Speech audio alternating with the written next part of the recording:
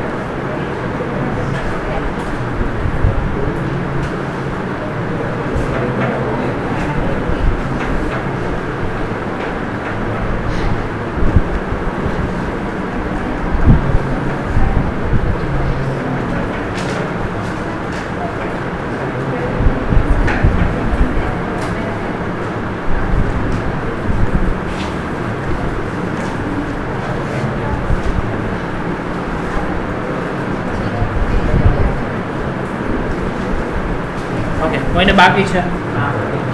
અહીં ધ્યાન આપો. નેક્સ્ટ હવે આપણે એક ડિઝાઇન બનાવવાનું સ્ટાર્ટ કરી છે DIVથી. એક વેબ પેજની આપણે ડિઝાઇન ક્રિએટ કરી છે.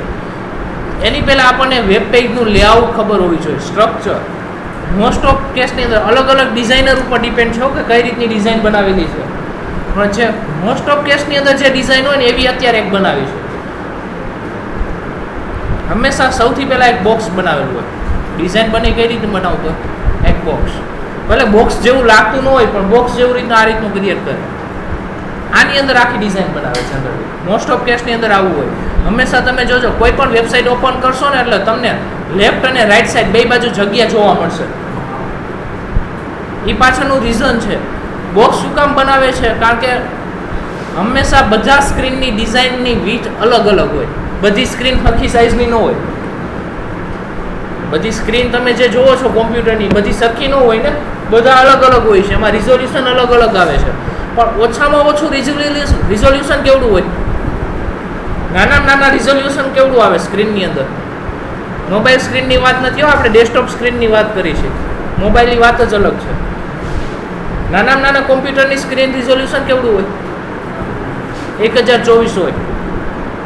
ચેક કરજો ક્યારે ઓલા CRT ડબલા આવતા ખબર હે, એમાં 1024 આવતું. અત્યારે જે મોસ્ટ ઓફ કેસની અંદર જે આવે સ્ક્રીન, અત્યારે તમારું લેપટોપ હોય કે કોમ્પ્યુટર હોય, અત્યારે જે ડિઝાઇન સ્ક્રીનનું રિઝોલ્યુશન હોય ને 1366x768 હોય. અત્યારે તમે જે જોવો છો ને સ્ક્રીન માર્કેટની અંદર મોસ્ટ ઓફ એટલી હોય 1366x768. અધરવાઇઝ તમારે જોવું હોય ને તો તમે ચેક કરી શકો, રાઈટ ક્લિક કરી સ્ક્રીન રિઝોલ્યુશન. પણ અત્યારે આનું નાનું હશે 800x600. શું કામ? કારણ કે આપણે પ્રોજેક્ટર એટેચ કર્યું છે ને, પ્રોજેક્ટરનું સ્ક્રીન રિઝોલ્યુશન 800x600 હોય. આપણે કોમ્પ્યુટરની વાત કરીશું. કોમ્પ્યુટરનું સ્ક્રીન રિઝોલ્યુશન કેટલું હોય? 1366x768. જોજો આમાં મારું મેક્સિમમ ઈ છે. એટલે હું આ જેવું પ્રોજેક્ટર કાઢું ને એટલે ઓટોમેટિક મારી સ્ક્રીનનું રિઝોલ્યુશન કેટલું થઈ જાય? 1366x768. અત્યારે કેટલું છે આપણા સ્ક્રીનનું રિઝોલ્યુશન? 800x600. પ્રોજેક્ટર છે એટલા માટે. બાકી આપણી સ્ક્રીનનું કેટલું હોય? 1366. પણ હવે વિચારો, તમે 1366માં ડિઝાઇન બનાવો, વિડ્થ કેવડી રાખો? 1366. તો ઓલા 1024 વાળા કોમ્પ્યુટરમાં ઓપન થાય તો શું થાય? સ્ક્રોલ બાર આવી જાય ને નીચે. કોઈ દિવસ વેબસાઇટમાં સ્ક્રોલ બાર હોય નહીં. હોરિઝોન્ટલ સ્ક્રોલ બારની વાત છે, વર્ટિકલ તો હોય જ. એટલે સૌથી પહેલાં બધા શું કરે? આ એક બોક્સ બનાવે. આ બોક્સની વિડ્થ કેટલી રાખે? 960 થી 1000 રાખે આજુબાજુ. બધા અલગ અલગ રાખે છે. 960 થી 1000ની આજુબાજુ બધા રાખતા હોય છે. આટલું ક્લિયર? એટલે આને રેપર કહીએ. આને શું કહીએ? રેપર. રેપર એટલે આપણે ચોકલેટ હોય તો ચોકલેટનું રેપર કહીને, કવર. ચોકલેટનું કવર હોય ને આપણે ચોકલેટનું રેપર કહીએ. તો આ વેબસાઇટનું રેપર, એટલે આને શું કહે છે? રેપર. હવે આની અંદર ડિઝાઇન બનાવે. આની અંદર પાછું શું કરે? તો પાછું એક બોક્સ કહે, જેને આપણે જનરલી શું કહેતા હોય? હેડર. હેડરમાં લોગો ને એવું બધું હોય છે ને. ત્યાર પછી જનરલી હોય છે મેનુ. ત્યાર પછી સાઇડ બાર અને કન્ટેન્ટ હોય છે. એટલે એક મેઇન DIV બનાવે, આને પેજ કહે. હવે આની અંદર પાછા બીજા બે ભાગ પાડે. ઘણામાં 3 ભાગ હોય, ઘણામાં 2 ભાગ અલગ અલગ હોય છે. સાઇડ બાર અને આપણે અત્યારે 2 જ રાખી છે કન્ટેન્ટ. આ રીતની વેબસાઇટ હોય છે. અને છેલ્લે શું હોય? ફૂટર. આ રીતના પહેલાં લેઆઉટ ગોઠવવું પડે, બોક્સ બનાવવા પડે. પહેલાં આ રીતનું ડિઝાઇન તો બનાવવી પડશે ને. મેઇન એક શું બનાવવાનું? પહેલાં રેપર. રેપરની અંદર સૌથી પહેલાં શું આવ્યું? હેડર. હેડરની નીચે મેનુ. મેનુની નીચે પેજ. પેજમાં પાછા 2 સાઇડ બાર અને કન્ટેન્ટ. અને પેજ પૂરું થાય ત્યાર પછી શું આવ્યું છે? એટલે ફૂટર. તો જનરલી આ રીતની ડિઝાઇન બનાવેલી હોય હંમેશા. આની અંદર હવે બધી અલગ અલગ વસ્તુ ગોઠવેલી હોય. પેલા મેઇન ડબ્બા તો બનાવતા આવડતું હોવું જોઈએ ને આપણને ડિઝાઇન. તો પહેલાં આજે આપણે આટલું બનાવી છે. મેઇન વેબસાઇટ વેબ પેજનું લેઆઉટ ક્રિએટ કરવું છે. તો વેબ પેજનું લેઆઉટ ક્રિએટ કરી છે, આજથી સ્ટાર્ટ કરી છે. સૌથી પહેલાં BCA-B નામના ફોલ્ડરની અંદર એક ન્યૂ ફોલ્ડર બનાવી છે, ડિઝાઇન. આની અંદર સૌથી પહેલાં એક ફાઇલ લઈ છે. રાઈટ ક્લિક કરી ન્યૂ ટેક્સ્ટ ડોક્યુમેન્ટ. એક ફાઇલ બનાવી છે index.html. ત્યાર પછી નેક્સ્ટ ફાઇલ બનાવી છે style.css. ત્યાર પછી આગળ વધી છે હજી નેક્સ્ટ હજી એક ફોલ્ડર લઈ લઈ છે ઇમેજીસ. હવે શું કરશો એમ જો જેટલું સીએસએસનું ડિઝાઇનિંગ કરશો એ ક્યાં કરશો style.css. જેટલું HTMLના ટેગ લખશો એ બધા કેમાં લખશો ઇન્ડેક્સમાં. અને એમાં જેટલી ઇમેજીસ યુઝ કરશો એ બધી ઇમેજીસમાં આપવું પડશે. આટલું સમજાણું લેવું. હવે આપણે બે ફાઇલ ઓપન કરી છે index.html અને style.css.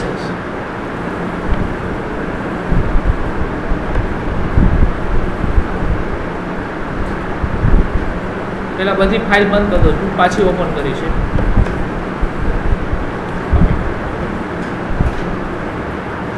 હવે સૌથી પહેલી વસ્તુ, હવે ઇન્ટરનલ સીએસએસ સ્ટાઇલ શીટ આપણે અહીંયા લખવી નથી. કઈ યુઝ કરશું આપણે એક્સટર્નલ. તો એક્સટર્નલ સીએસએસ સ્ટાઇલ શીટને કોલ કરવા માટે કયો ટેગ હતો લિંક rel ઇક્વલ ટુ શું લખવાનું સ્ટાઇલ શીટ અને href ઇક્વલ ટુ ફાઇલનો પાથ.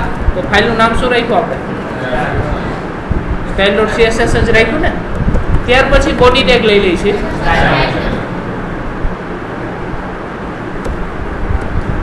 ત્યાર પછી બોડી ટેગ લઈ લઈ છે. હવે સૌથી પહેલા એક મેઇન ડીઆઈવી બનાવી છે આપણે. મેઇન ડીઆઈવી લેવાનું કીધું, વાત થઈ છે ને. આઈડી ઇક્વલ ટુ શું કહી દઈએ આપણે એને રેપર. મેઇન બોક્સ હોય એને રેપર કહીએ. પછી તમારે નામ જે રાખવું એ રાખી શકો, પણ ઇઝીલી યાદ રહે એવું કંઈક રાખજો. એટલે આપણે શું રાખ્યું રેપર. રેપર નામનું બનાવવું પડશે ને. Yes wrapper start wrapper. હવે સૌથી પહેલી વસ્તુ બોડી ટેગની અંદર આખી વેબ પેજની અંદર જે હું ફોન્ટ વાપરીશ એ એક જ વાપરીશું. ઓપન સેન્સ વાપરવા છે એટલે હું આ રીતનું લખી શકું ફોન્ટ ફેમિલી ઓપન સેન્સ. એટલે બોડી ટેગમાં હવે બધું લખીશ એ બધું ક્યાં ફોન્ટ આવશે ઓપન સેન્સ જ આવશે. ઓકે. હવે સૌથી પહેલું રેપર છે એની વિડ્થ કેટલી રાખવાની વાત થઈ મિનિમમ 960 થી 1000 ની વચ્ચે. એટલે આપણે 960 રાખી છે. હવે આ જે ડીએવી તો લઈ લીધો એની બોર્ડર આપી દઈએ આપણે 1 પિક્સેલ સોલિડ. હું છેલ્લે આખી વસ્તુ તમને લખવા આપીશ.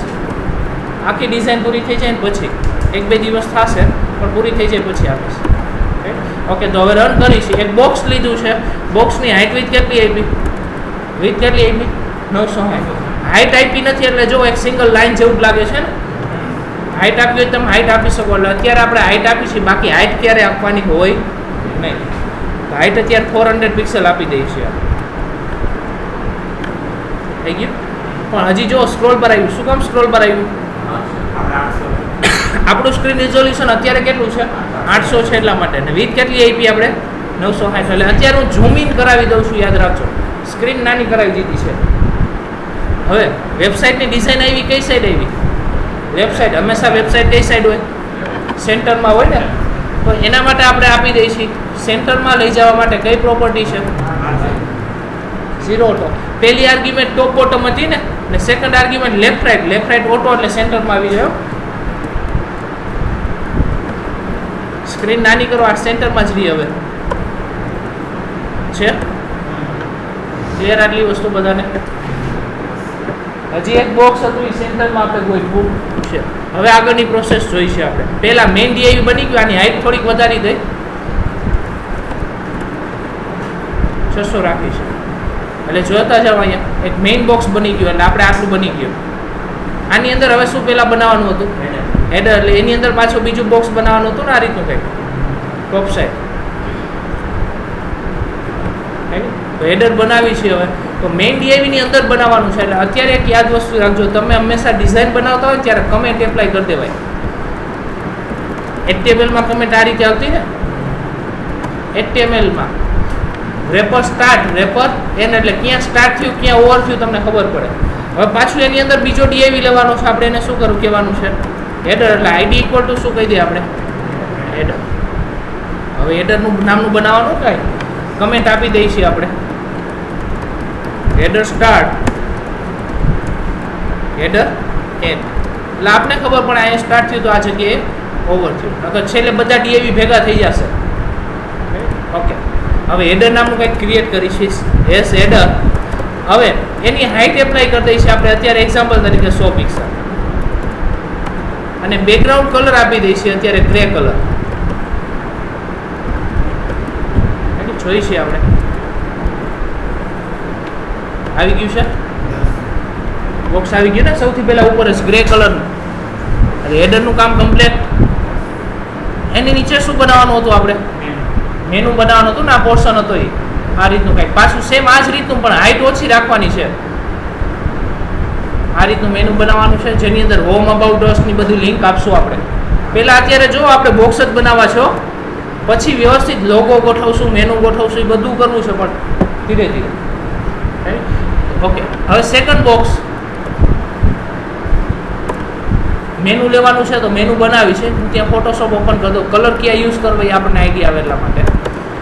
એસ પહેલાં કમેન્ટ આપી દઈ મેનુ સ્ટાર્ટ, મેનુ એન્ડ. એની વચ્ચે આપણે ડીઆઈવી લઈ લઈએ છીએ, ડીઆઈવી સ્ટાર્ટ કરી છે, ડીઆઈવી ઓવર. આઈડી ઇક્વલ ટુ શું કહી દઈએ છીએ આપણે? મેનુ. જો હેડરની નીચે લઈ છીએ આપણે, યાદ રાખજો. પહેલાં રેપરની અંદર હેડર લીધું, હેડરની નીચે શું લીધું છે આપણે? મેનુ. તો અહીંયા બનાવવું હોય તો hash menu curly bracket start end over. હવે મેનુ છે એની હાઇટ આપી દઈશું સૌથી પહેલાં. અત્યારે હાઇટનું 48 પિક્સેલ આપું છું અને બેકગ્રાઉન્ડ કલર કંઈક સેટ કરી છે. હવે આપણે કયો કલર થીમ યુઝ કરવો છે જોઈ લઈશું પહેલાં. ફોટોશોપની અંદર આ જે બોક્સ આવી ત્યાં ક્લિક કરો એટલે કલર જોવા મળશે ને તમને. આ બોક્સ ઓપન થાય, તમારે જે કલર રાખવો હોય તમે અહીંથી જોઈ શકો.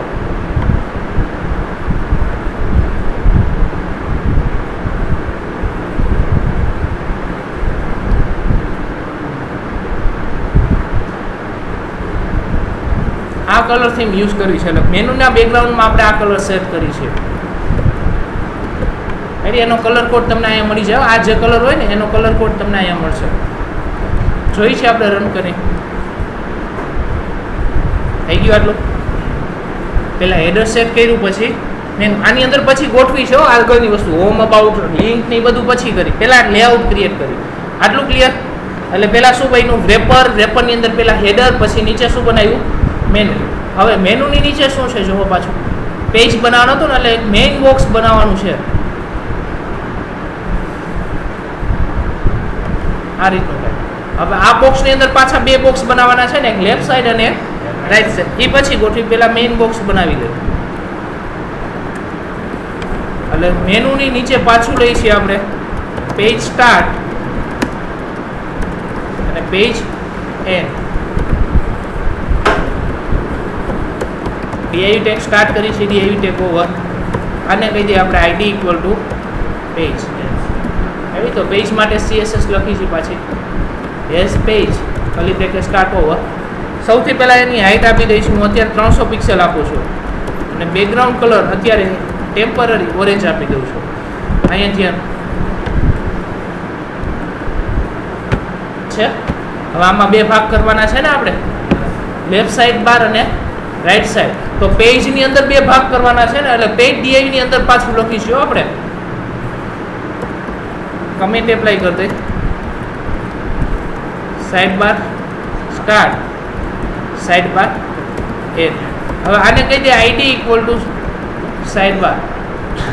રાઈટ. તો સાઈડ બાર નામની વસ્તુ ક્રિએટ કરી છે આપણે. હવે સાઈડ બારની વિડ્થ નાની છે ને, તો વિડ્થ આપી દઈશું. ટોટલ વિડ્થ કેટલી છે?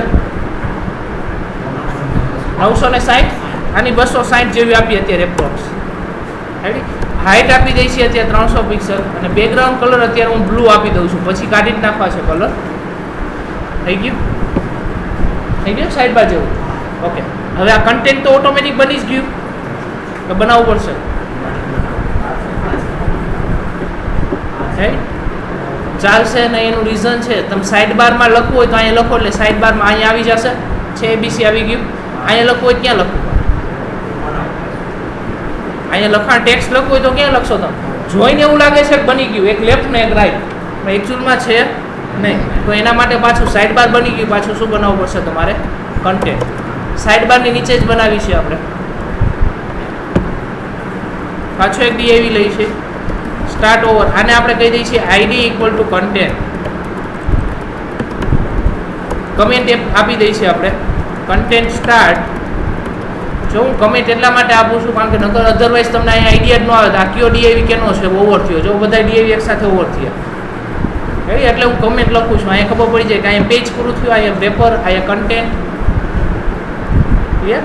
ઓકે. તો હવે કન્ટેન્ટ નામનું બનાવી છે એસ કન્ટેન્ટ. આની વિડ્થ કેટલી આપું એ નક્કી કરી લો. ત્યાં હું વ્હાઇટની આપી દઉં છું.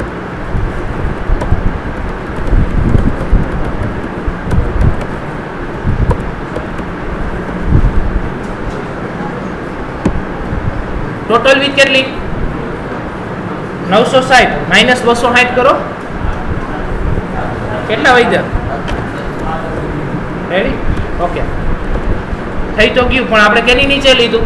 સાઈડ બારની નીચે લીધું એટલે સાઈડ બારની નીચે જ આવે ને. હવે એકને લેફ્ટ સાઈડ ગોઠવવું છે અને એકને રાઈટ સાઈડ, તો એના માટે એક પ્રોપર્ટી મેં કીધી હતી, પ્લોટ. સાઈડ બાર લેફ્ટ સાઈડ જોઈ છે એટલે અહીંયા શું લખવાનું? Plot left. અને આ રાઈટ સાઈડ બાર જોઈ એટલે પ્લોટ રાઈટ. થઈ ગયું. જો હવે તમે એકાદ પિક્સલનો જો મિસ્ટેક કરશો, 701 પિક્સલ લખ્યું તો હમાશે નહીં એટલે નીચે ઉતરી જશે, યાદ રાખજો. એક્ઝેક્ટલી પિક્સલ કેલ્ક્યુલેશન હોવું જોઈએ. હવે એક વસ્તુ માર્ક કરજો, તમે હંમેશા કોઈ પણ વેબસાઇટ ઓપન કરો તો અહીંયા કંઈક લખેલું હોય ને અહીંયા લખેલું હોય, બે વચ્ચે જગ્યા હોય જ હંમેશા. કાંઈ ભેગું ભેગું તો હોય જ નહીં કોઈ દિવસ. એટલે એવું કામ કરાય હંમેશા. તમે આ રીતનું આપી શકો. વિથ કેટલી આપી આપણે?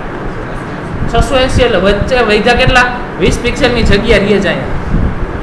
બોક્સ ગોઠવાઈ ગયા વ્યવસ્થિત, પેજ, સાઇડ બાર, કન્ટેન્ટ. હવે આ કલર કોમ્બિનેશન આ સારું ન લાગે, આ તો તમને ખબર પડે એટલા માટે મેં કલર આપ્યા. એટલે હવે બધી જગ્યાએથી હું કલર ઉડાડી આવું છું. આવું છે ખરા એવું યાદ રાખજો. કલર નથી એટલે દેખાશે નહીં. રેડી છે જ. સાઇડ બાર છે, કન્ટેન્ટ છે, બધું વ્યવસ્થિત છે. પછી વ્યવસ્થિત ડિઝાઇન કરશું ત્યારે થઈ જશે. બોક્સ ગોઠવાઈ ગયા. છેલ્લે શું હોય તું? ફૂટર. તો જે આ પેજ પૂરું થાય ત્યારબાદ બનાવવાનું છે ને, રેપરની અંદર જ, અને પેજ પૂરું થાય ત્યારબાદ. કમેન્ટ આપી છે ફૂટર સ્ટાર્ટ અને ફૂટર એન્ડ. સૌથી પહેલાં પીઆઈવી લઈશું, સ્ટાર્ટ કરીશું ઓર આને કહી દઈશું આઈડી ઇક્વલ ટુ ફૂટર. હવે આ બટ બોલો કામ હતું.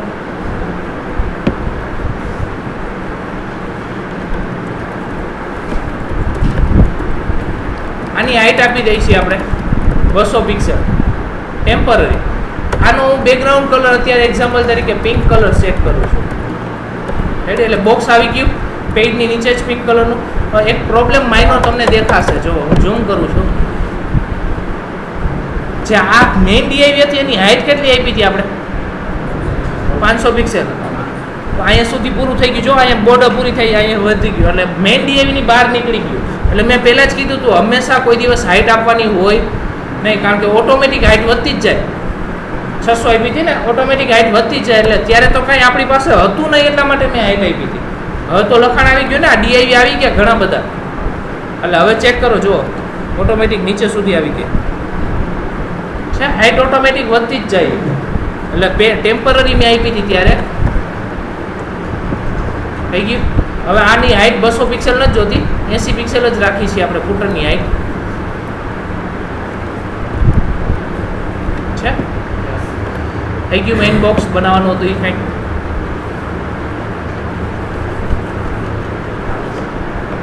ઓકે, આગળ વધી છે. હવે નેક્સ્ટ લેઆઉટ બની ગયું આખું.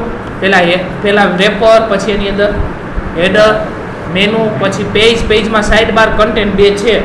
છેલ્લે ફૂટર. ફૂટરનો કલર હું ચેન્જ કરું છું.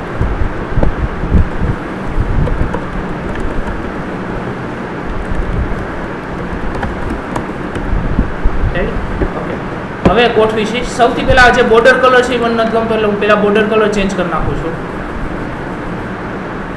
બોડી ટેગ આપણે રેપરમાં આપ્યો છે ને,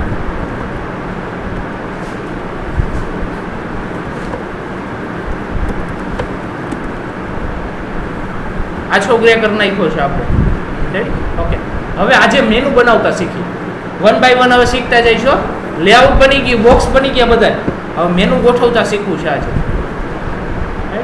ઓકે, તો સૌથી પહેલા મેનુ બનાવવા માટે HTML સ્ટ્રક્ચર શું હોય? મેનુની અંદર જ બનાવવાનું થશે ને. પહેલાં તો HTML માં શું કરવું પડશે? સૌથી પહેલાં હંમેશા કયો ટેગ હોય? UL tag. UL ટેગની અંદર LI ટેગ અને LI ટેગની અંદર એન્કર ટેગ. કારણ કે ક્લિક કરીએ એટલે પેજ ઓપન થતું હોય છે ને. એન્કર ટેગ ઓવર કરી છે, LI ટેગ ઓવર. તો મેનુ લઈ લઈએ છીએ આપણે અલગ અલગ. હોમ, ગેલેરી,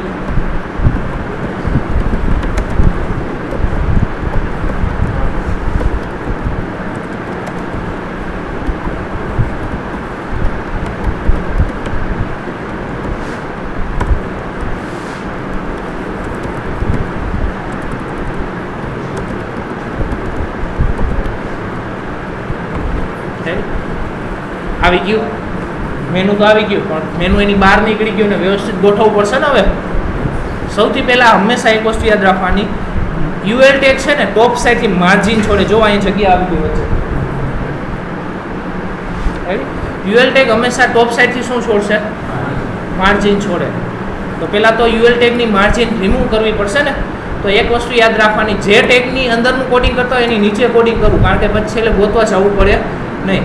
કારણ કે આમાં હજારો લાઈન થઈ જાય છેલ્લે, 500,000 2,000 3,000 4,000 લાઈનનું હોય આમાં કોડિંગ. તો છેલ્લે ગોતવા જવું પડે ક્યાં કોડિંગ ક્યાં કર્યું હતું આપણે. એટલે એની નીચે જ કરો તો ઇઝીલી મળી જાય. એટલે મેનુની અંદર કયો ટેગ લીધો આપણે? ક્લિયર. એનું પહેલાં તો પેડિંગ 0 કરી નાખો અને માર્જિન 0. જે બાય ડિફોલ્ટ જગ્યા છોડે છે એ રિમૂવ. એટલે જો લેફ્ટ સાઈડથી નીકળી જશે ને ટોપ સાઈડથી નહીં નીકળી જશે. થઈ ગયું. હવે બુલેટ નથી જોતી તો એના માટે કઈ પ્રોપર્ટી? લિસ્ટ સ્ટાઇલ ના એટલે બુલેટ નીકળી ગઈ. હવે મેનુ છે એક લાઇનમાં જોયું છે તો હંમેશા નીચે ઉતરે છે. શું ઉતરે છે? એલઆઈ ટેગ છે એ હંમેશા નીચે ઉતરી જાય. એલઆઈ ટેગ લ્યો ને એટલે નીચે નીચે એલઆઈ આવે. તો એક લાઇનમાં જોતી હોય તેના માટે એક પ્રોપર્ટી છે ડિસ્પ્લે. એની અંદર લખવાનું ઇનલાઇન. કઈ પ્રોપર્ટી છે? ડિસ્પ્લે. એની અંદર શું લખી શકો તમે? જો હવે એક લાઇનમાં આવી ગયું. આટલું થયું. હવે ફોન્ટનો કલર મને દેખાતો નથી, ચેન્જ કરવો છે. એટલે મેનુની અંદર યુએલમાં એલઆઈમાં કયો ટેગ છે? Anchor tag. એનો કલર ચેન્જ કરો, વ્હાઇટ કરી નાખો. એટલે એફએફ એટલે વ્હાઇટ થઈ જાય ને. હવે ટેક્સ્ટ છે એ બધા અપર કેસ જોઈ છે. એટલે ટેક્સ્ટ ટ્રાન્સફોર્મ અપર કેસ, એટલે બધું અપર કેસમાં આવશે. હવે અંડરલાઈન જોતી નથી. એન્કર ટેગ નીચે અંડરલાઈન આવે ને બાય ડિફોલ્ટ. તો અંડરલાઈન રિમૂવ કરવા માટે કઈ પ્રોપર્ટી? ટેક્સ્ટ ડેકોરેશન પ્રોપર્ટી હતી ને અંડરલાઈન લઈ આવવા માટે. તો રિમૂવ કરવા માટે એ જોઈએ. ફોન્ટ બોલ્ડ કરવા છે તો કઈ પ્રોપર્ટી? Font weight bold. હવે ફોન્ટની સાઇઝ માઇનોર ચેન્જ કરી 18 પિક્સલ કરી કેવું લાગે જોઈ લે. ભલે કે હવે ઉપરથી મારે નીચે લઈ આવવું છે. મેનુ આમ સેન્ટરમાં આવવું જોશે ને, આ હાઇટ પ્રમાણે સેન્ટરમાં. તો એના માટે શું આપી શકો? યુએલમાં હું પેડિંગ ટોપ કહું એટલે ઓટોમેટિક નીચે આવે ને. એની અંદરની બધી વસ્તુ નીચે આવી જાય ને. 10 પિક્સલ એપ્રોક્સ કઈ અત્યારે એક્ઝેક્ટલી આવી જ ગયું. એકાદ પિક્સલ વધારી દઈ 12 પિક્સલ છે એક્ઝેક્ટલી આવી ગયું. હવે બે વચ્ચે હોમ અને ગેલેરીની વચ્ચે જગ્યા છોડાવી છે ને. તો એલઆઈમાં તમે એમ કહી દો padding top bottom 0, left right કેટલી છોડો? 10 એટલે આ બે વચ્ચે જગ્યા છૂટે. હજી વધારી છે.